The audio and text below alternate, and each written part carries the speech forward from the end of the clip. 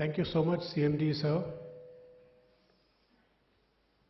Now, we are going to get linked to the supreme consciousness, supreme awareness through and in the form of Sadhguru. I request that Sadhguru bless all of us with his discourse.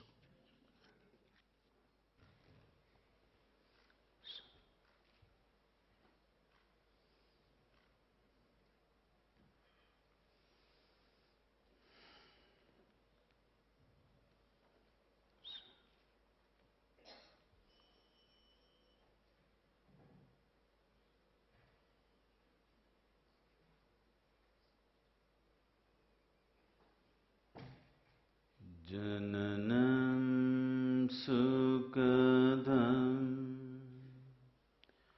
maranam karunam milanam maduram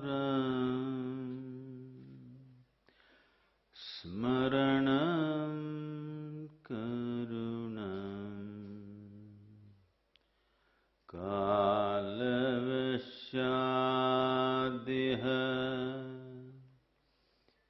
sakalam karunam samayadipate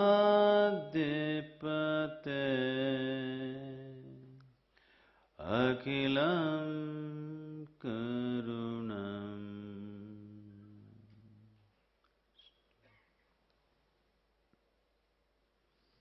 Namaskaram, everyone.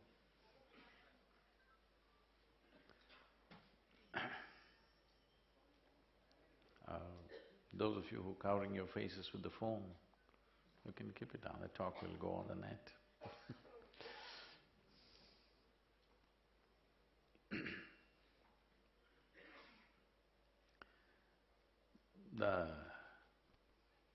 The moment we utter the word leadership, in most minds it means someone who is sitting up there. I'm not referring to you guys, okay? That is, in some way, you are sitting on a higher perch than others. If you can reduce the volume a bit, please. There's a feedback, yeah, little bit.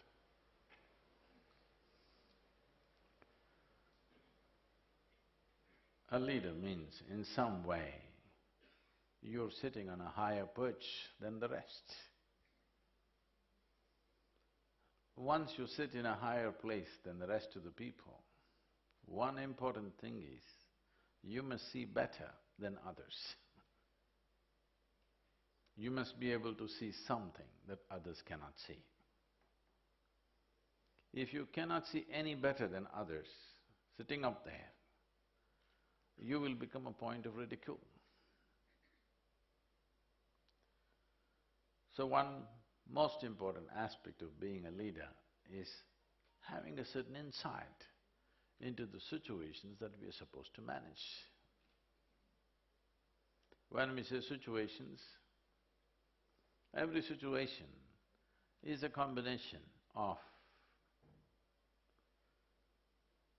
people, material and other forces which are functioning in the situation, and above all yourself.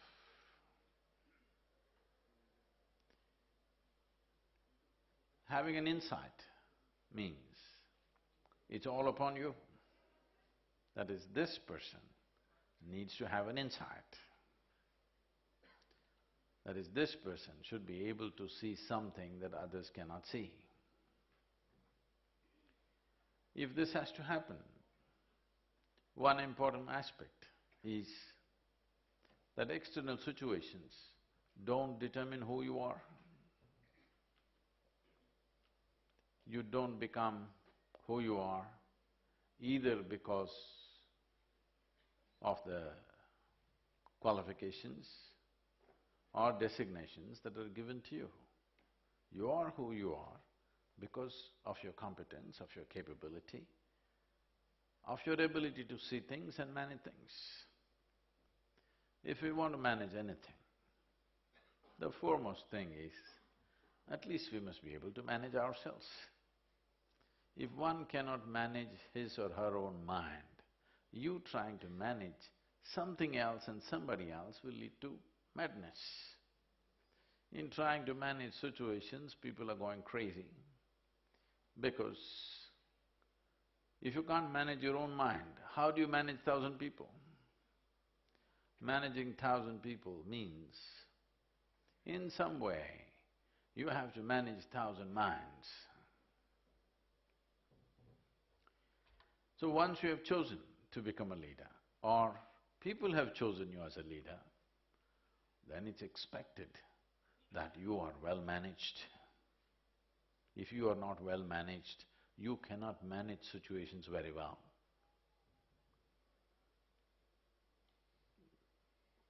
Now, already there is an appeal, so on a certain day, Shankaran Pillai had a mega fight with his wife. You know what's a mega fight? Hello? At least the wives know. What is a mega fight at home, you know? He had a mega fight at home. So in a moment, in a fit of emotion and anger, he walked out of the house. He was loitering just outside the town because it's easy to walk out of the house, only afterwards you don't know where to go.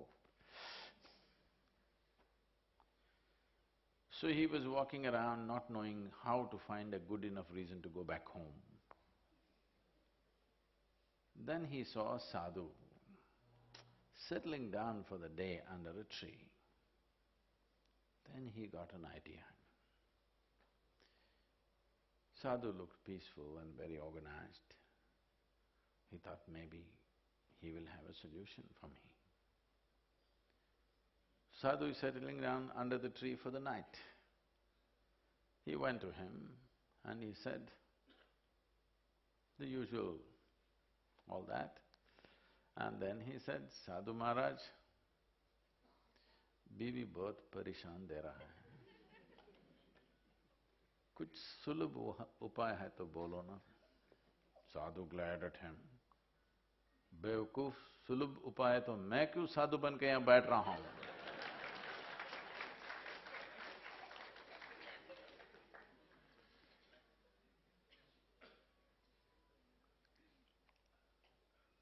Life is neither easy nor difficult. It's just like that, full of situations. Some situations we know how to handle, some situations we do not know how to handle. Whatever situations you cannot handle, you will label it as a problem. Yes? Hello? Are we in talking terms or is there a… I have no power struggle with you.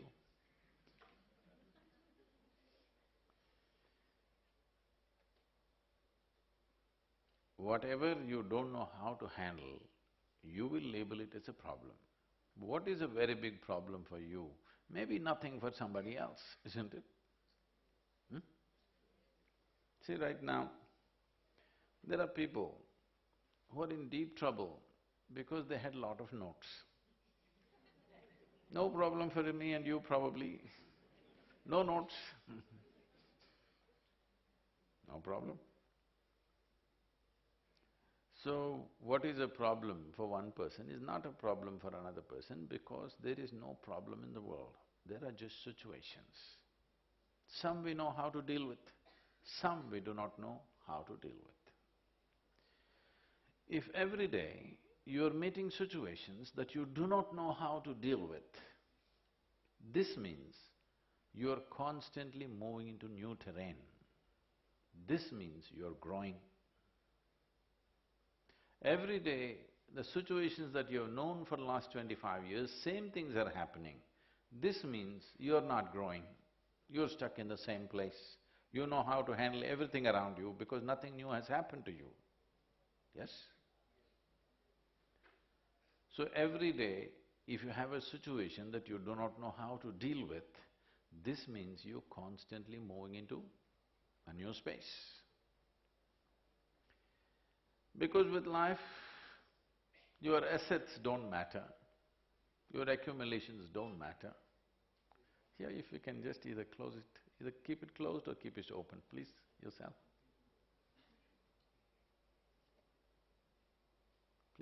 Please sit down. Please sit down, it's okay. That boy is like that only. You sit down.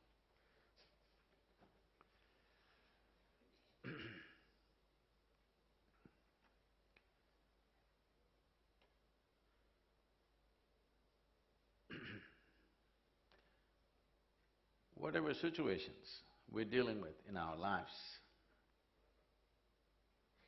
some will go right, some will go wrong. In some, you get something, in some you have to give something.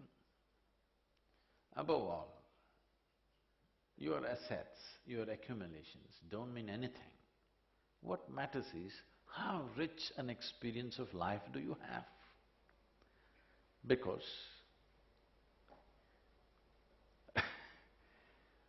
when you were born, you did not come with an investment, did you?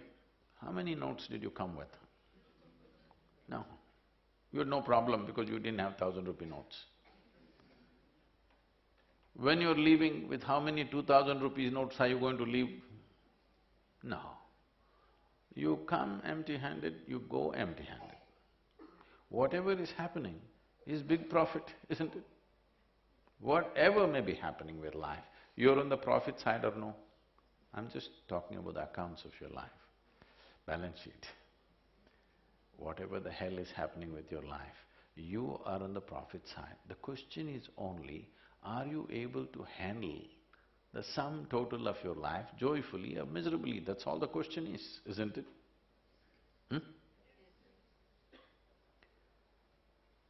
Now,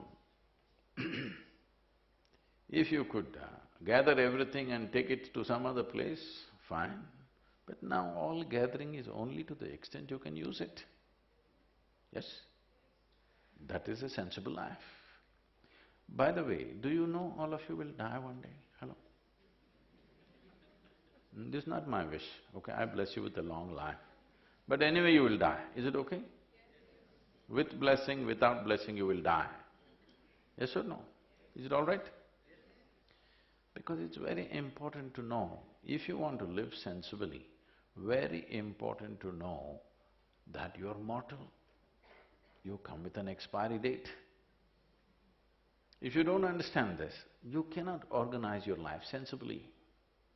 If you're not conscious of this all the time, you will not organize your life in a sensible manner. This is the biggest problem. Suppose you're conscious, let's say you're conscious right now, that you're very mortal, you could die. Yes? You could die. Tell me yes or no. You could die. You don't want to die. I don't want you to die. But anyway you shall die, isn't it? When they don't tell you, suspense.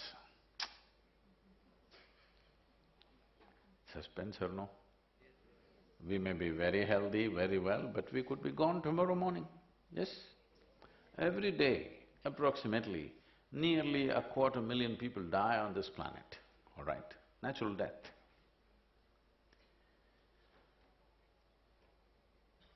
Suppose you wake up tomorrow morning, Suppose you wake up, because 250,000 people die. Because most of you think other people die. No, you and me will die. Not just those obituary people, we all will die, isn't it? So suppose you wake up tomorrow, check in the morning, you're still alive. Will you at least do this much? If you're still alive, if you're dead, I'll excuse you. If you're still alive, will you at least give yourself one big smile, still alive? What is the best thing that's happening to you right now? You're alive, isn't it? Yes or no? Everything else is secondary, isn't it? You're alive right now, this is the most important thing. If you recognize this, tomorrow morning if you're still alive, check once because you don't know, because I have a doubt with a lot of people. Many people are going on the street like this, as if they are practicing their posture for their grave.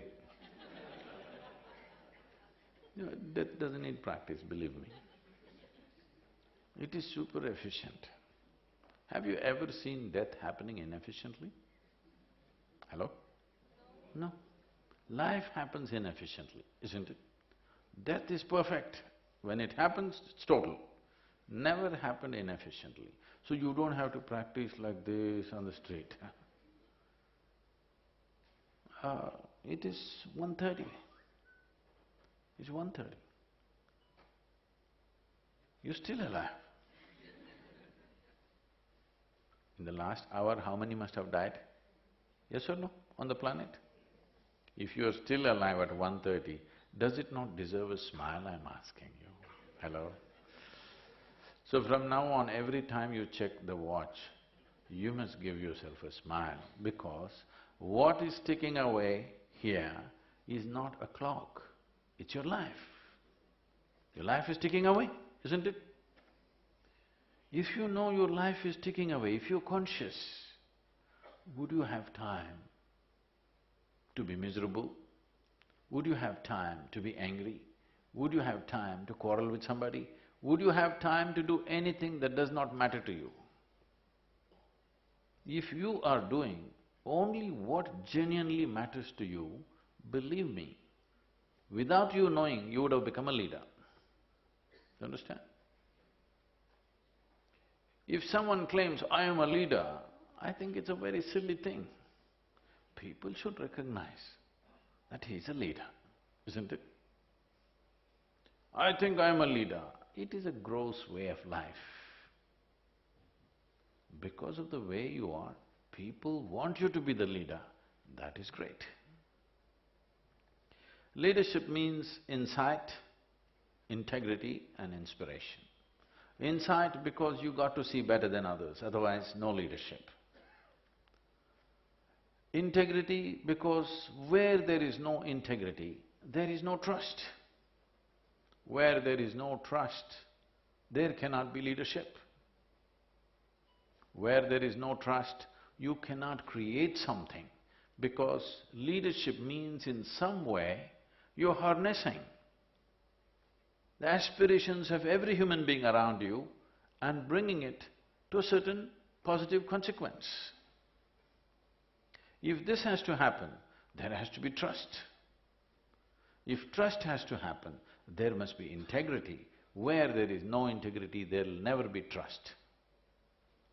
And inspiration.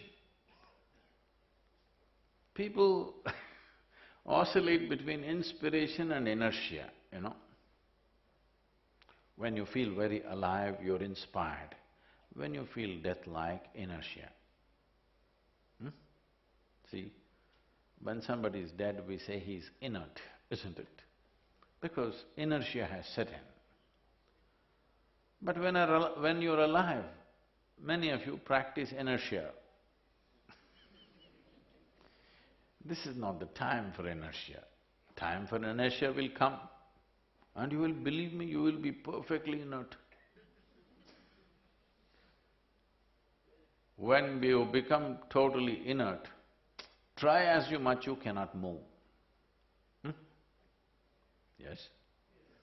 3 men appeared in heaven, all right? 3 men appeared in heaven. So there they asked, back there in your life, in the world, how would you like to be remembered? One man said, I would like to be remembered as a good husband and a family man. Probably he was not a good one here. We don't know. Second man was asked, what would you like to be remembered? He said, I would like to be remembered as a great engineer and a technocrat. What would you like people to say around you? That's the question. So they asked the third man, "What would you want people to say about you?" He said, "I wish they say, 'Look, he's moving.'" I'm telling you, when you're dead, you can't move. When you're alive, no need to practice inertia. This needs dynamism, because inspiration is not going to happen with great words. People may be deceived by your words for 2 days, on the third day, they will know who you are. You can only inspire people because of the way you are and the way you function, isn't it? Inspiration cannot happen without an example. Inspiration will not happen with rhetoric. Inspiration will not happen with great words and vocabulary. Inspiration will happen only by example. If these three ingredients you can muster, you have an insight into the situation, you have integrity, and the way you are is an inspiration for everybody, you don't have to worry about being a leader. People will make you a leader. They cannot ignore, they have to make you a leader. This is the fundamental mechanics of leadership. But if you become a leader, then what will you do? Everybody has their ambitions. An ambition means a constipated desire. Yes. Because the nature of human desire is like this. Right now I want you to sit here and desire, okay? Right now you think, if we buy this apartment, it'll be nice. That's my desire. Okay, let's say it's done. Then what? But if we had a little bigger thing, it'll be nice. Okay, that's done. What next? If right now, if you look at your desire, if you take away your fear of failure, if you look at your desire is for all, not for more. Yes or no? Your desire is for all. Even if I make you the king or queen of this planet, you will still look at the galaxy, isn't it? This is the nature of human desire. So ambition means, it's a constipated desire. They think, if this happens, I'm done. This is a constipated desire. They may think they have a great ambition, but it's still a constipated desire, because desire is a limitless process of expansion. If you limit it with your ambition, it is constipated. So, if one moves from individual ambition to a larger vision, the necessary atmosphere for leadership is set so that you don't curtail people's aspirations, you don't curtail the possibility of life. If you curtail your desire, in some way you curtail the possibility of life, isn't it? Oh, some of you are hesitating because probably you've been reading philosophies, give up your desire, everything will be okay, curtail your desire, you will be happy, be content with what you have, everything will be great. Yes? Oh.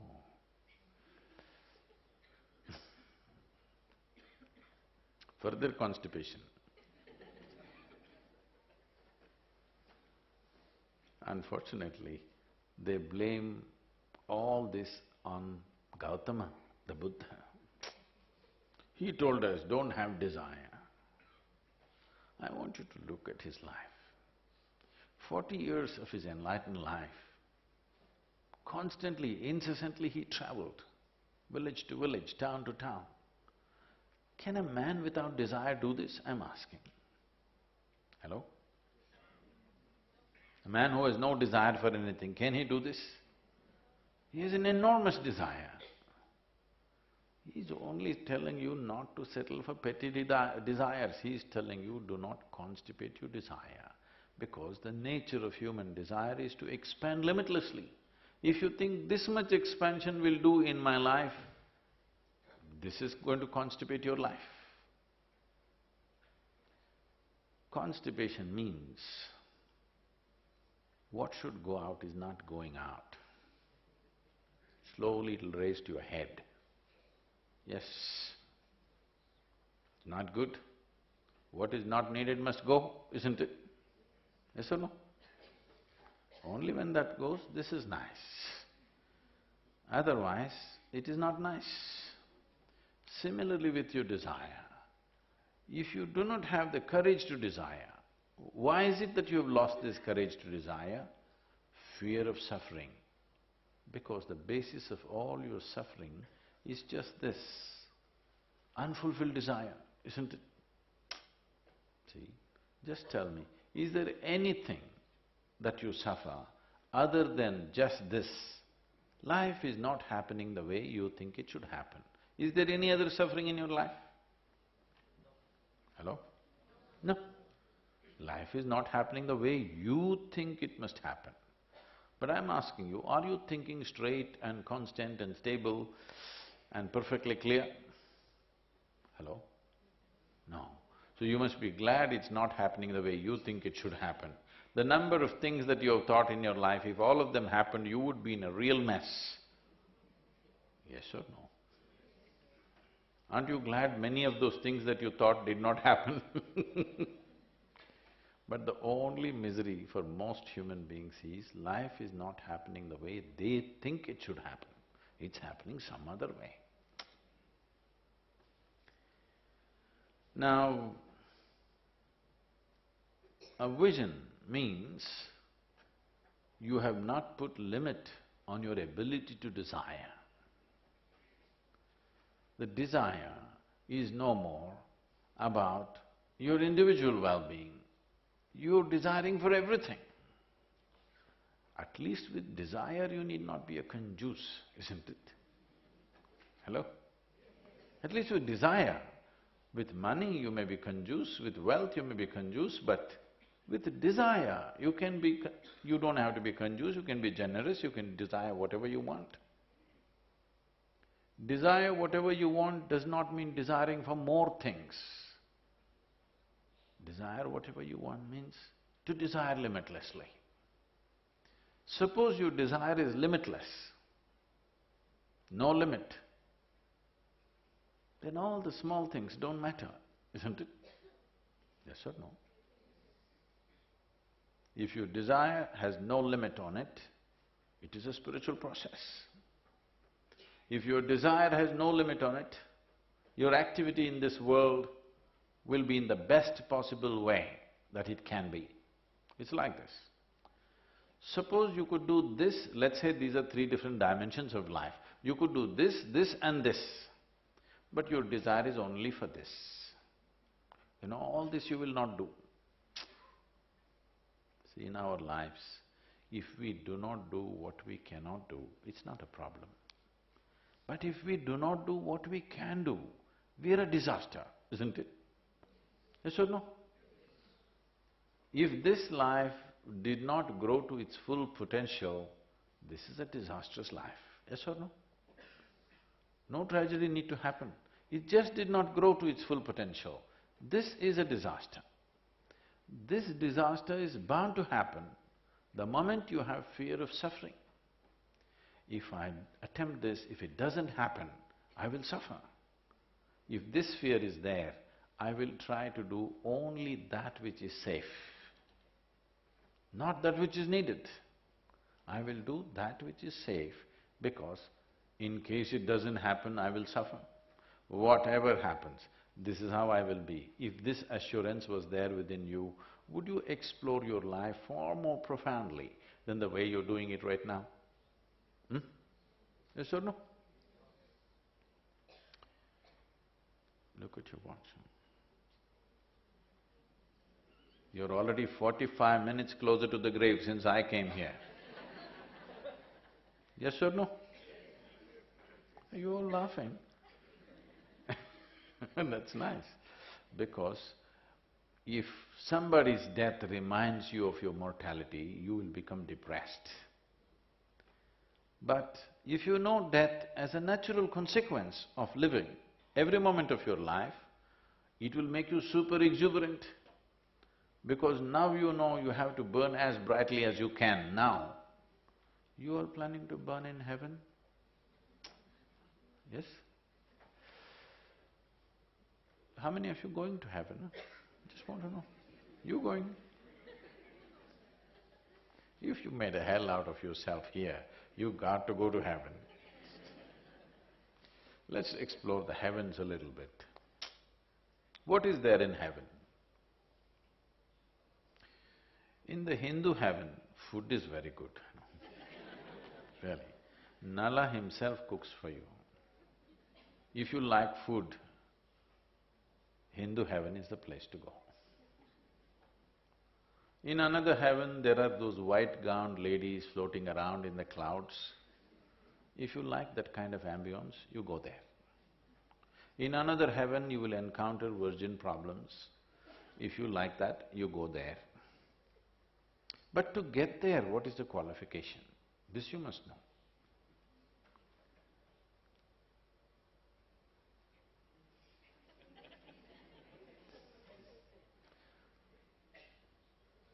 In a Sunday school in Alabama, you know Alabama? In Alabama, in a Sunday school, a pastor, a church priest was going on full blast, full fire. The audience were not like you, they were all tiny tots. So full on, you must catch them young. And he was on a full fire sermon. In that he asked, "What do you have to do to go to heaven?" Little Mary stood up and said, "If I scrub the church floor every Sunday, I will go to heaven." Absolutely. Another little girl stood up there and said, "If I share 50% of my pocket money with my less privileged friend, I will go to heaven." Correct. Another little boy stood up there and said, "If I help those who are in need, I will go to heaven." Correct. Little Tommy stood up in the back bench and said, "You gotta die first."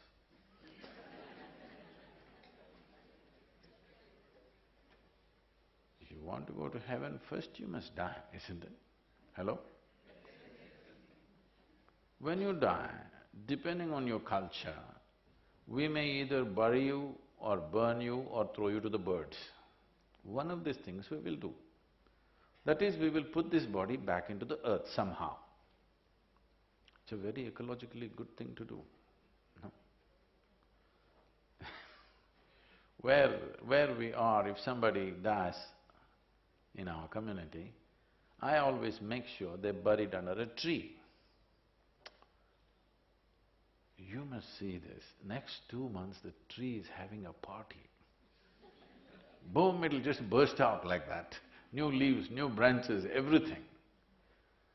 So it's a very good thing to do in case you've not done anything eco-friendly in Delhi. You don't really have to worry, one day you will. It's good if you do it now, you can enjoy it. But later on, if you do it, we will enjoy it. So anyway, one thing is clear, you leave your body here and then when you went to heaven. You're in heaven, you don't have a body. What do you do with good food and virgins, I'm asking? These are all problems of the body, isn't it? Once you left your body, what will you do there? What I'm telling you is, whatever is not logically correct, all these things are going to collapse in the next 10, 15, 20 years' time. All the heavens will collapse in the next 25 years, believe me. You may not dare to pull them down, you have little doubts, but still you're keeping it up with one finger. Your children are going to pull down the heavens all across the world. How many types of heavens are there? All of them are going to collapse because if it is not logically correct, they are not going to take it. Yes or no? Have we come to that level of intellect or not in the world? You are still compromising between the previous generation and trying to adjust the next generation, but the next generation is going to drop it. Once heavens collapse, heavens will definitely collapse, but human longing to experience something more will not go.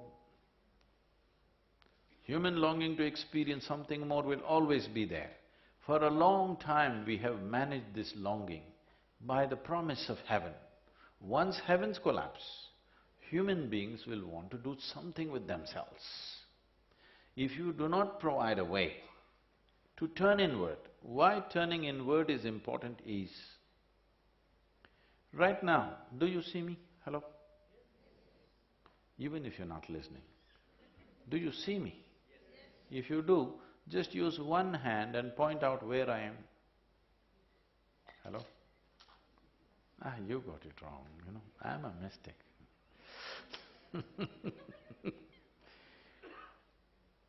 Now this light is falling upon me, reflecting, going through your lenses, inverted image in the retina, you know the entire story.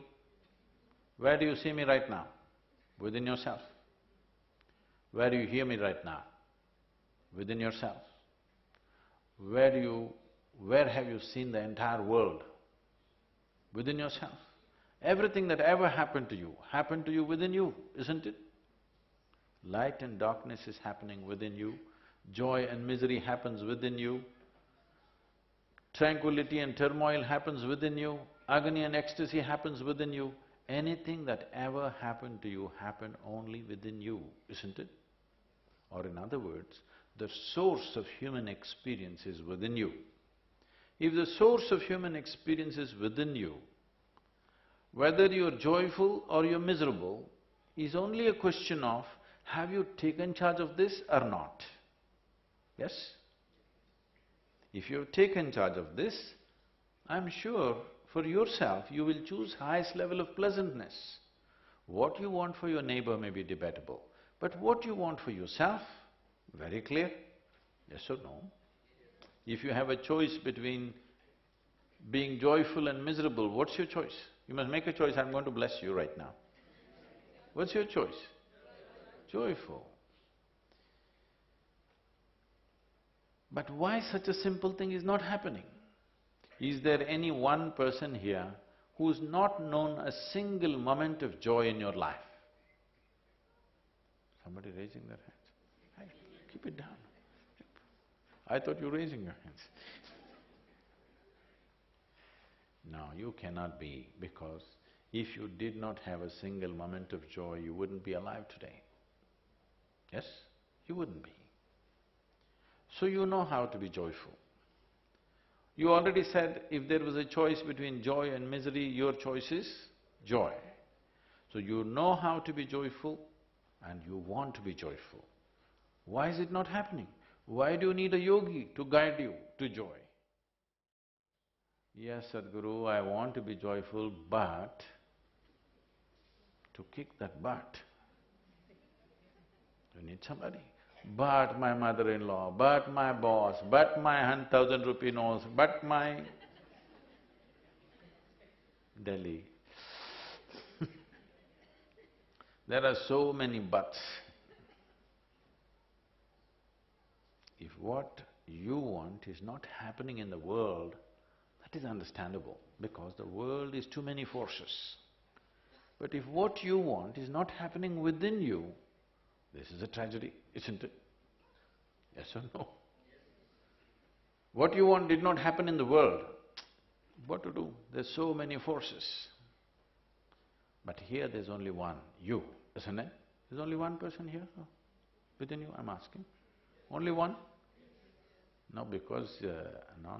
If we unwind, then you will start saying, my ego, my Atman, my Paramatman, myself, my this thing, that thing, everything.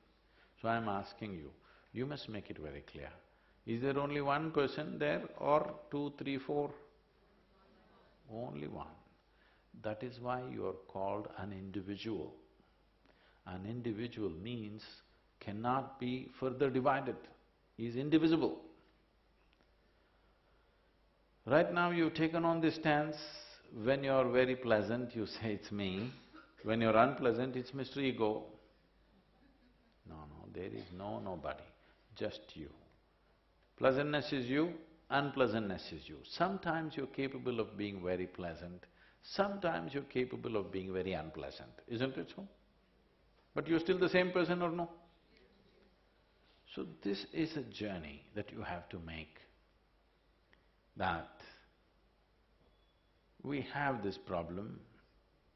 If little things go wrong, we find one little person beneath us, it must be him. Because of him, I'm miserable. If big things go wrong, because of him, we're miserable. All right? No, no, no. Joy or misery, for both, the source is within you. Yes or no?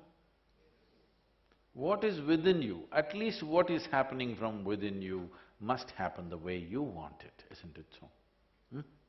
The world did not happen the way you want, it doesn't matter. At least this one person must happen your way, isn't it so? If this one doesn't happen your way, this is a lost case. This one person must happen your way.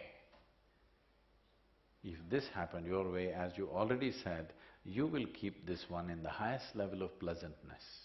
There is substantial medical and scientific evidence that if you are in a state of pleasantness, your body and your brain will function at its best. There are some studies which show if you manage 24 hours of absolute pleasantness, that is, not a moment of irritation, agitation, anxiety, anger, nothing, simply you're blissed out for a day. They are saying your ability to use your intelligence may go up 100%. Now you're thinking, oh, we must send our husbands to Sadhguru.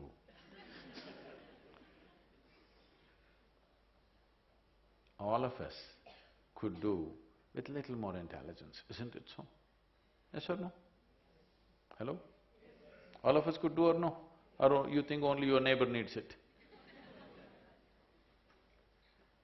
All of us could do, isn't it? First of all, we must understand this. We've been propagating all kinds of things. We picked this up from outside, this was not a part of this culture. We picked this thing from outside. Somebody comes and says, God is peace, God is love, God is something else. See, these are all human qualities. To be peaceful, to be loving, to be joyful. These are all human qualities that people exported to heaven. And now peace means they will look up, love means they will look up, joy means they will look up. No. All these things you are capable if you are a willing piece of life, isn't it? Yes or no? Definitely you are capable or not? Only thing is, it's little constipated. It doesn't come out all the time. I was to speak at Tel Aviv in Israel. I'm flying out of Atlanta in United States and I'm to land there in the morning and speak at 6:30 in the evening. But due to some flight delays, I land up there at 6 in the evening. And I'm quickly changing in the airport to rush to the venue because in these 34 years of me being active in public, I've not been late to a single appointment. So I don't want to break it today. So I quickly change and I'm rushing. And I'm super hungry. You know, I'm traveling an American airline, there's nothing edible on that plane. So I'm very hungry, but there is no time to stop and eat anywhere, so we rush to the venue. And to my joy and amazement, I find this doesn't happen very often, I find that I'm speaking at a fine restaurant. I thought, this is great. When you're this hungry, this is where the destination should be. Then as I walk in, people are already coming in and different restaurants are known for different things. Some restaurants are known for the food that they serve. Some are known for the ambience that they provide. Some are known for the conversations that take place in that restaurant. This restaurant is known for its conversations. It seems the most intelligent conversations in Tel Aviv happen in that restaurant, not in the parliament. So, we are not the only ones having trouble. Then as I walk in, people are greeting me and one man comes up and says, "Shalom." I ask him, "What does it mean?" He says, "This is the highest way of greeting." I said, "That's your opinion. What does it mean?" He says, "No, no, really, this is the highest way of greeting." All right, what does the word mean? Then he says, "It means peace." Then I ask him, why would peace be the highest way of greeting unless you're born in Middle East? In South India, if somebody comes up to me in the morning and says, "Peace," I'll say, "What's wrong with you?" I'm saying if you deprive yourself of anything, slowly it will rise to heaven. If you don't eat for 10 days, God appears. What? What will you ask? Food? Somebody said, you ask a beggar how much is 2 plus 2, he will say 4 chapatis. Whatever you're deprived of will rule your consciousness. To be peaceful, to be joyful, to be loving.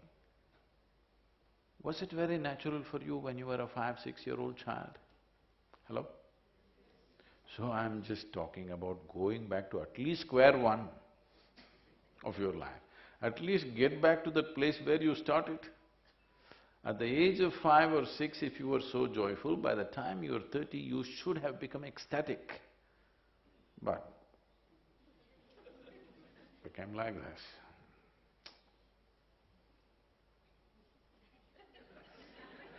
It's 2 o'clock, eh? You're still alive. Not a simple thing, it's not a joke. I want you to know, so many people, as real as you and me, poof, gone. Yes or no? Yes or no? Not all of them explode, don't think like that. Most of them, yes, still alive. Great or no? Isn't it fantastic? Still alive. We're not going to be alive forever. Right now we're on, this is our time. This is our time, isn't it so? In our time, this life should happen at its best. Every life should happen at its best in our time. Yes or no? If you just have a desire like this, people around you will recognize you as a leader. Maybe just your 2 children will look up to you, maybe because that's all the exposure you have. Maybe 10 people in the neighborhood will look up to you. Maybe 1,000,000 people will look up to you. Maybe an entire nation will look up to you. But essentially it's just this. This is our time. In our time, which is very limited, we want this to be at its best. We want every life around to be at its best. If you make your desire like this, you don't have to do anything, you do whatever you want, whatever you can. Slowly you will become a leader. And it must happen to everybody, because just one leader up there and we try to worship him, it's no good. We need leaders all over the place to make things happen in this country and in the world, isn't it? Most people are sitting and waiting for somebody else to do something. All this is mainly because the fear of suffering. Where does your suffering come from? Just this. You know Charles Darwin? You heard of Charles Darwin? He said something like this, I'll make it very simple. A little simplistic, but he said, what was a deer over 1,000,000 years' time, it could have become a giraffe. What was a pig, could have become an elephant. What was a monkey, became human, but rather quickly. So quickly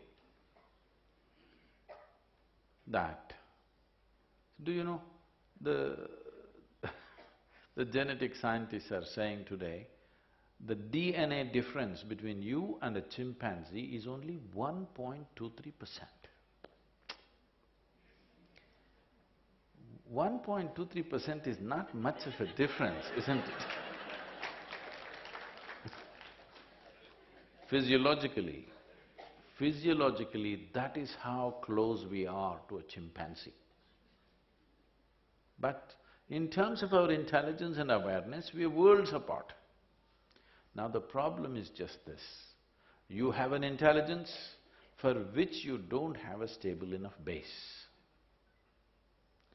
So even if we leave you alone, you know how to make yourself miserable. Yes or no? People come to me and say, Sadhguru, my mother-in-law, she's next to impossible. Oh, my husband, after all, he's her son. My boss, he's terrible, he's not even human. My wife… Like this, all kinds of complaints. Then I tell them, you don't worry, you come to the yoga center, your mother-in-law, husband, wife, boss, we'll make sure nobody enters the place, just you. I'll give you good food to eat and a nice place to stay. Nothing to do, just be joyful, that's all. So just stay like this. I will take care of you for the rest of your life, okay? All you have to do is just be joyful.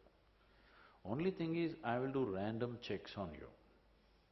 When I check if you're miserable, I don't believe in feeding misery. From that day onwards, we won't feed you. You leave them in one place for 24 hours. You must see in how many ways people will twist themselves out. When you're alone, if you're miserable, obviously you're in bad company, isn't it? Yes? The problem is just this, you don't know how to handle your own cerebral capability. If I removed half your brain, you would sit here peacefully. Yes or no? So right now, a working brain has become a problem because there is no stable enough base. Without the foundation, big building has happened and it's shaking all the time and driving you crazy. One dimension of yoga means just this, building a stable foundation, making the foundation so stable, now this can fire whichever way. This intelligence should make your life beautiful, not miserable, isn't it? Yes or no? But most human beings, I would say 85 to 90% of the human beings use their intelligence to trouble themselves. You may call it stress, you may call it anxiety, you may call it misery, you may call it madness, you may call it varieties of depression. Essentially, your intelligence is turned against you, isn't it? You don't even know how to manage your thought and emotion, that's what it means. Yes or no? If your thought and your emotion took instructions from you, would you keep yourself blissful or miserable? So the problem is just this, your thought, your emotion not taking instructions from you. See, right now this hand, if I want it to go here, it goes. If I want it to come back here, it comes back. If I want it to simply sit here, it will simply sit there. Suppose my hand started jumping all by itself, without my permission, you would think I have some kind of an ailment, yes or no?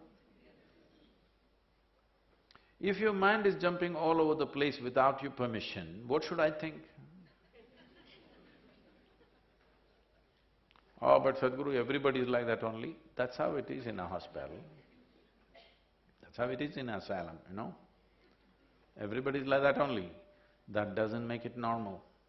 If a human being has to go where he or she wants to go, the most important thing is all our faculties are in our hands, isn't it? Yes or no? My limbs, my body, my mind, my emotion, my thought, everything is in my hands. They take instructions from me, then I will go where I want to go. If they're doing their own thing, how will I go where I want to go? The reason why it has become like this is, on a certain day, Shankaran Pillai was going home in the evening. His wife's rules were, 8 o'clock he must be home. You know, every home has some rules, don't tell me now, it's okay. Every home has some rules, isn't it? His wife's rules are 8 o'clock he has to be home. He saw it was only 7:30, so he thought still there is some time. And he walked into a local bar and he thought he will have a quick drink and then go home. He had a quick drink and a quick drink and a quick drink and a quick drink and a quick drink. Then he looked at the time.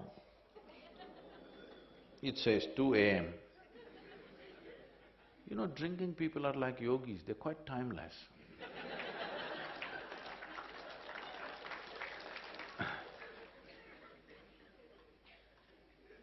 Then he knew he had to go home quickly, he's late, and he tried to struggle out.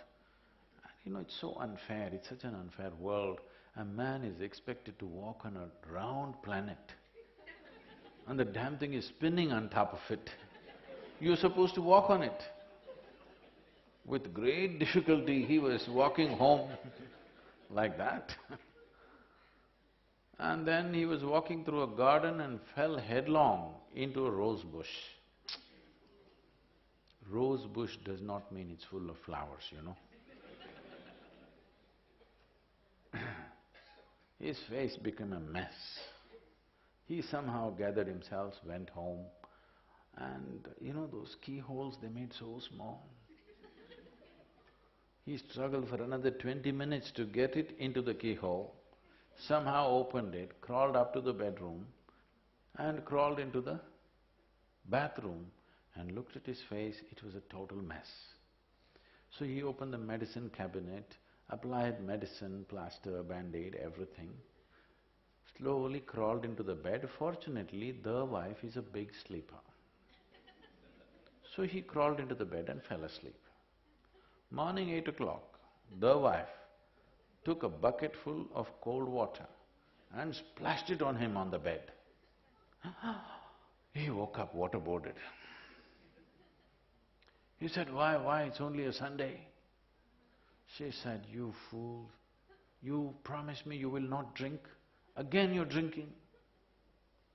He said, honey, 6 months ago I promised you, since then I haven't touched a drop.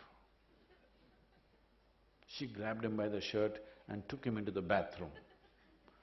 In the bathroom, all the plaster was on the mirror.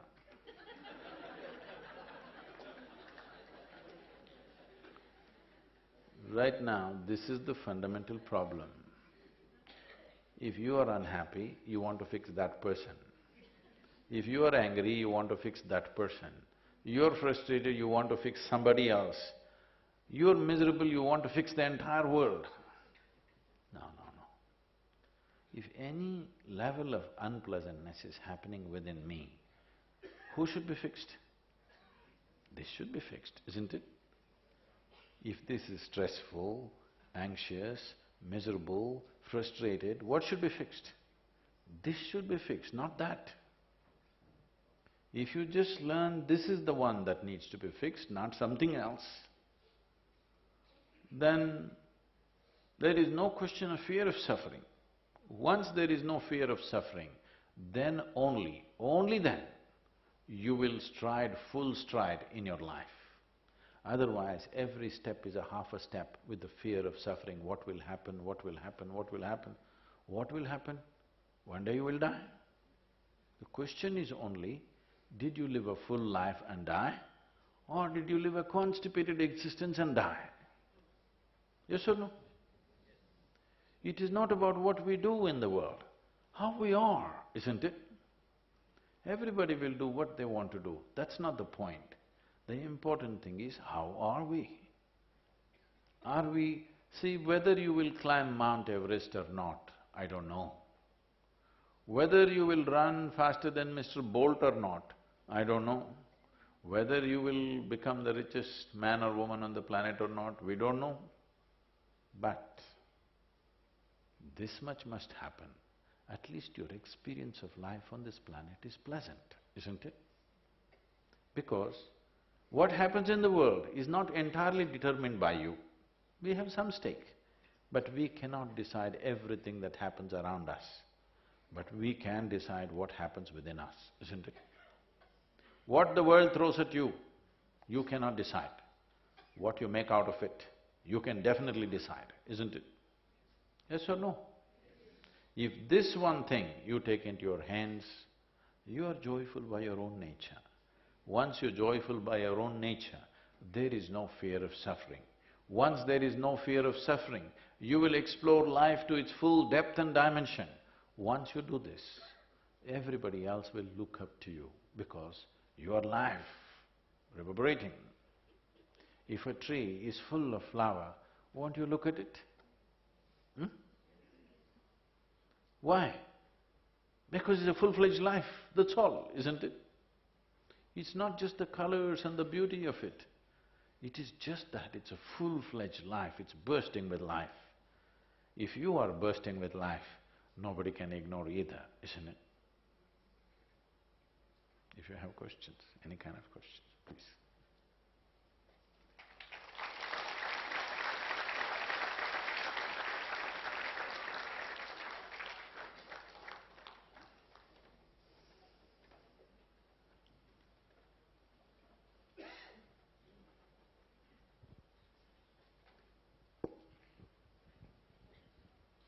Keshav,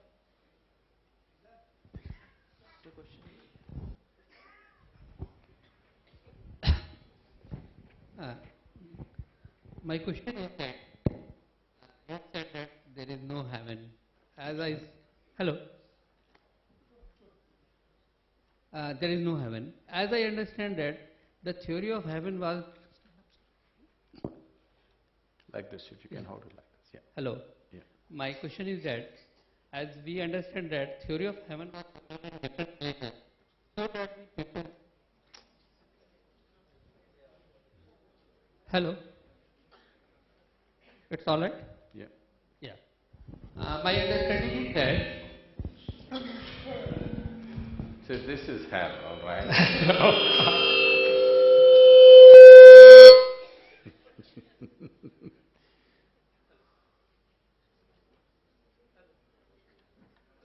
Okay, you just ask without the microphone, I can hear.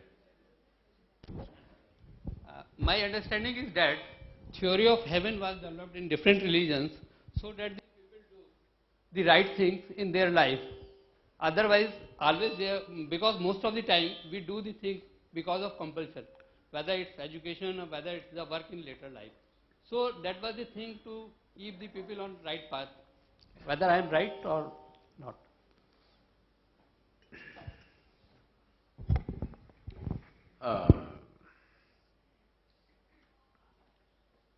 Right now, there is a set of people in certain parts of the world who are actively wanting to go to heaven. Only thing is, they also want to take you for company.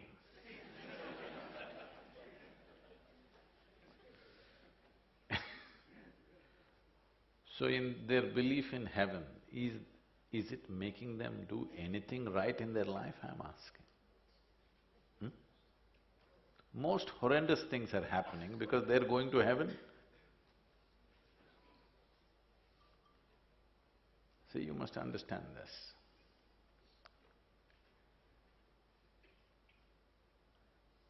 When you think there is a better place to go, you will not live well here.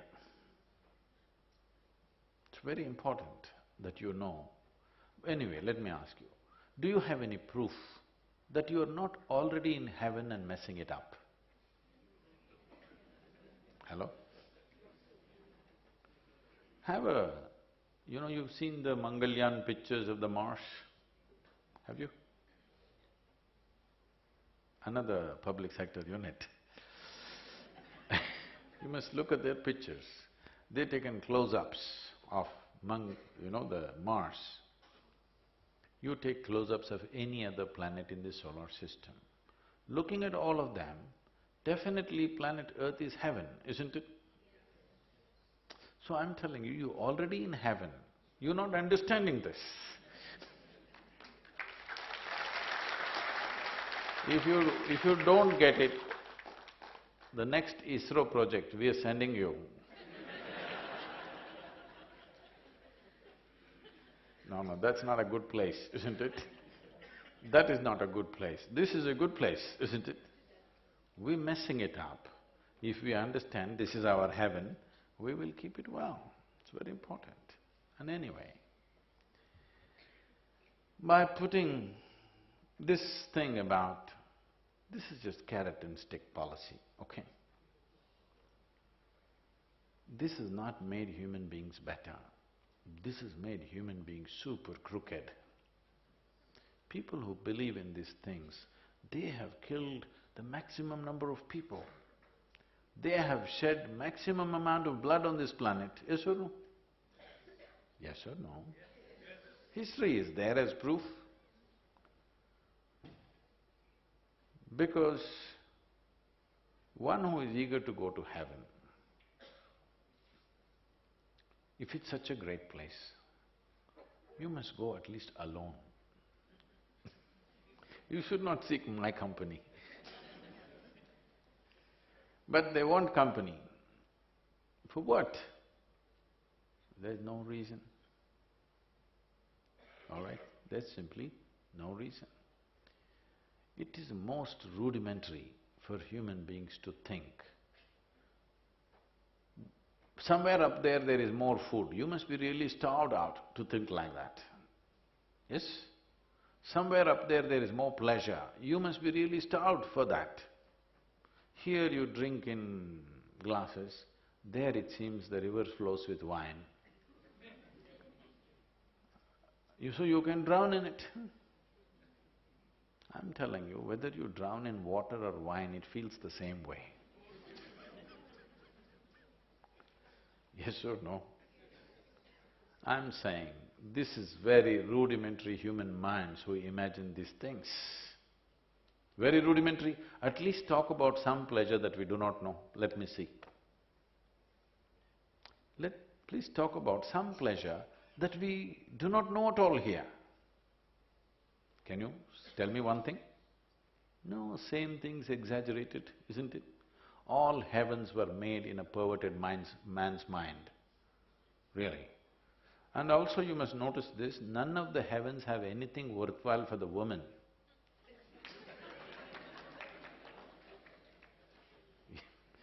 It's all man's pleasures. So let the men go there. Ladies, stay back and enjoy your life. See, if you think this is the way to keep the humanity on track, obviously it's not worked, isn't it? See, first of all, religious groups thinking human beings have to be fixed. It's against their fundamental belief. They're saying God is supreme. If God is supreme, He must have done a good job on the creation. Where is the need for you to fix it? Yes or no? You think God is supreme, He is worship-worthy, but He's made a bunch of mistakes with human beings and you are going to fix it. Does it make any sense, I'm asking? If you really believe in such a great creator, creation must be fantastic, isn't it? Yes? If you don't mess with it, it'll be fine. You messed it up so badly that nobody can be straight now, everything has gone crazy. Do you see? You have children? Huh? You saw when your children were young, they were wonderful, weren't they? Slowly you, your neighbors and your teachers and your society messed them up. All of you in partnership, I'm saying. By themselves when they were born, were they fantastic or no? Beautiful? Joyful? Yes. So when you have children, you must understand, it's time to learn, not time to teach some rubbish to them. Because they're closer to life. Between you and your child, who is more joyful? Child. So who should be a consultant for life? I'm asking. So, first thing is, this one should feel like heaven. If you close your eyes, if this feels like heaven, then you will see how to manifest it around you. You will try to make the place that you live like heaven. You will try to make the world like heaven. This is feeling miserable, so you are hoping you will go to another place and mess it up.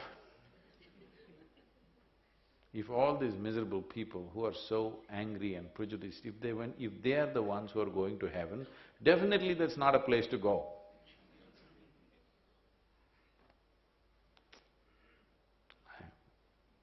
I could tell you a very nasty joke, but don't want, this is NTPC.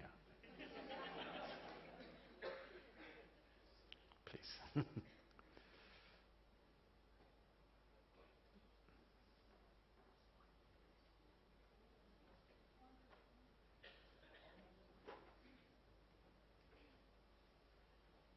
Sadhguru, this question is regarding leadership. So when we are saying that we have to manage ourselves, You must speak without the microphone, it's better. I was asking, like, on the leadership, you're saying that, we have to control ourselves, not control, but we have to look at inwardly and manage ourselves, then the leadership qualities will come naturally. My question is, as leaders, since we have a vision and we need to get the vision, we need to have people directed in some way and have the work done. So, how do you make it happen? How do you?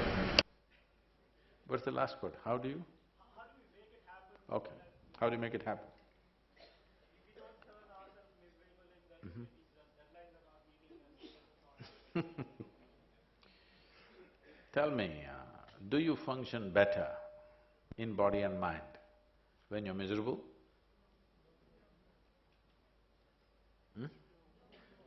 So if things around you are not happening the way we want them to happen, is that the time to be miserable? Is it the time to be miserable? Because you know, by being miserable, neither your body nor your brain will work at its best. Especially if things are not going properly, this is the time the best in you is needed, isn't it? When everything is going well, maybe you can sleep on your job a little bit, I cannot, but I don't know what you're doing, because once you turn on the power, maybe you can sleep for 8 hours. But if things are not going well, right now there is a problem. Is this the time to have problem with this? Hello? Misery, stress, anger means what? You're having problem with this, not with that.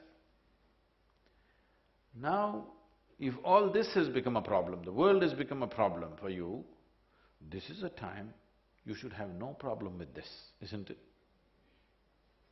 What I'm talking about is, you're only tweaking your desire in the form of ambition, instead of tweaking your competence. If you tweak your competence, things will happen so much more easily. Right now, people are trying to tweak their activity. They're trying to enhance their activity. Do not try to enhance your activity. Enhance this. If this is enhanced, activity is naturally enhanced, isn't it? It is like, you have the Buddh track, have you been there? The Buddh, the racetrack? You didn't go? You do one thing, whatever you drive, your Maruti or Hyundai, whatever, you try to drive on this track, you'll suddenly feel silly. Your car was feeling quite fine here on this road. When everybody's stuck, you had the smallest car, so you went like this. But you try to drive it on the track, you will feel so silly because it simply roars and it doesn't go. Then you wish you had a Ferrari, Because on a racetrack, that means at high performance, what matters is the machine, isn't it? So if you're required to do many things in the world, what matters is who you are. If who you are is profoundly enhanced, what needs to be done will happen easily. If you do not enhance this and try to enhance activity, this will break. This is what most people are doing to themselves. They're trying to enhance their activity without enhancing themselves. If, I'm not trying to insult you, it is Charles Darwin who said this, not me. He said you were a monkey and you became a human being. You did not even desire it, isn't it? It just… life rolled you on. Once you come into the human form, from here on, evolution will not happen consciously, unconsciously. It can only happen consciously. If you bring awareness and consciousness to different aspects of your life, you will see suddenly those aspects will multiply manifold like this, like you can't believe it's possible. What did you have for breakfast today? Hello? You can tell me, it's okay. What did you have for breakfast? Chapati. You could say something more interesting. All right, chapati. Chapati. Does it look like you? Hello? No. Or let's say you eat curry, does it look like you? No. You ate a banana, does it look like you? No. None of them look like you. But you ate it. In few hours' time, it became human, isn't it? Yes or no? So there is an intelligence within you which can make a chapati into a human being. Is it a small thing, I'm asking? Suppose I take a chapati in my hand and make it into a human being, who would you think I am? Huh? Magician? You saw a magician creating a human being somewhere? Who is this, huh? Must be the creator himself, isn't it? If I can take a chapati and make a human being out of it, must be the creator himself. Every one of you are doing this or no? Only thing is, you're doing it unconsciously. If you can do it consciously, it will become a journey from creation to creator. There is an intelligence like this here, isn't it so? That you can make a banana into a human being. If a drop of this intelligence, if you accessed, your life will become magical, not miserable. But you are trying to enhance activity and going crazy. No, you need to enhance capability. Activity is a consequence. This is the problem of the modern world. We are interested in the consequence, we are not interested in the process. You want mangoes, but you're not interested in the tree. One day, you will have only those stupid plastic mangoes on your dining table, nothing to eat, because if you nourish a mango tree, even if you have not thought of a mango tree, mangoes… even if you not thought of a mango, mangoes will fall on your head, isn't it? You don't have to sit here and do mango japa to get mangoes.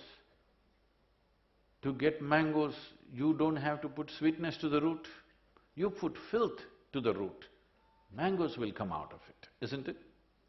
Yes or no? That is, if you do the right things will come out of it. If you nourish the tree, mangoes will happen. But now your modern business schools are telling you, you must be goal-oriented, mango, mango, mango. Mangoes will come. Mangoes will not come like that. If you enhance this, if you make this into a great human being, great things will happen. You want to do great things, but you did not enhance this, you'll do freaky things, trying to be great, and could become a joke or a tyrant.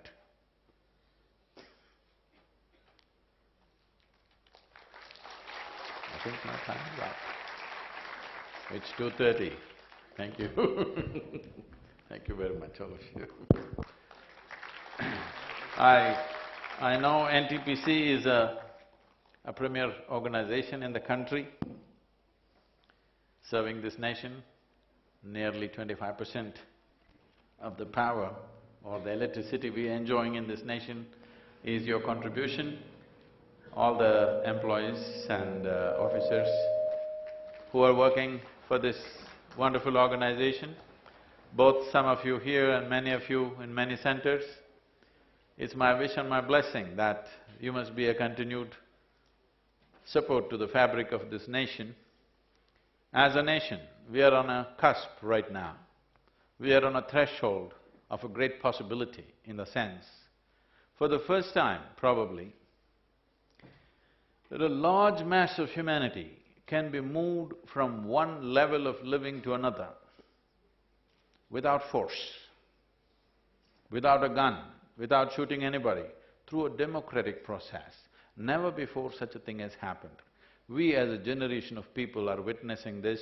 If we do the right things in the next 5 to 10 years' time, we will see a huge mass of humanity moving from one level of life to another. It is my wish and my blessing, all of you should play an important role in making this happen. Thank you very much. If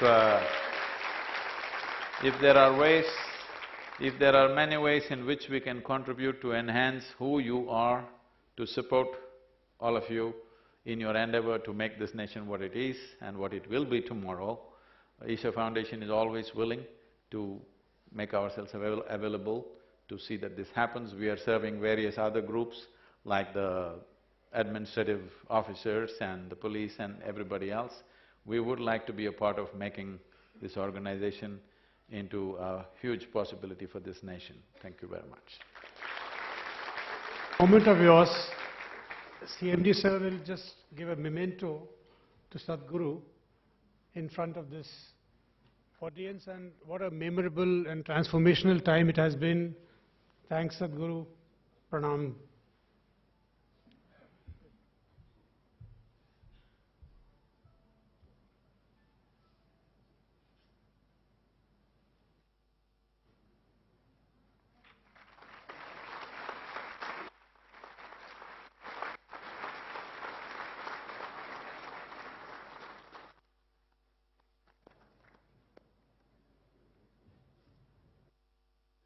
Thank you so much.